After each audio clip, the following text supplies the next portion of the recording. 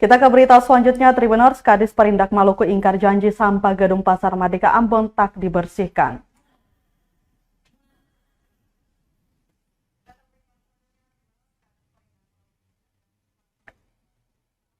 Kepala Dinas Perindustrian dan Perdagangan Provinsi Maluku Yahya Kota tidak tepati janjinya dalam pembersihan area Gedung Baru Pasar Mardika Kota Ambon.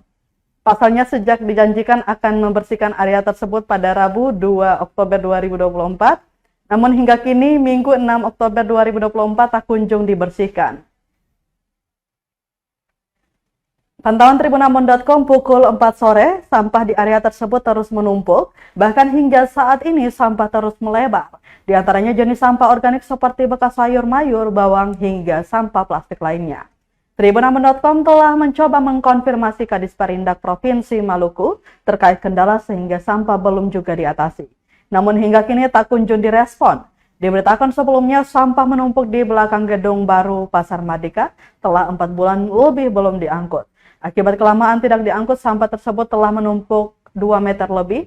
Area pintu darurat pun tertutup karena tumpukan sampah itu. Keberadaan sampah itu mengeluarkan bau tak sedap hingga mengganggu kenyamanan pedagang dan pengendara yang melintas area tersebut. Bahkan tak jarang belatung hinggap di lapaknya, terlebih saat hujan mengguyur kota Ambon.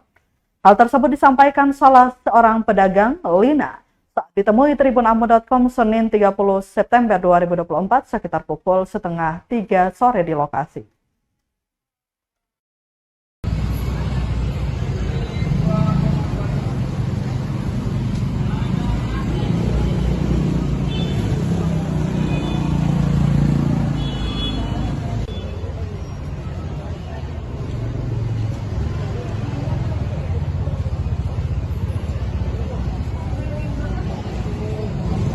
Download Tribun X sekarang, menghadirkan lokal menjadi Indonesia.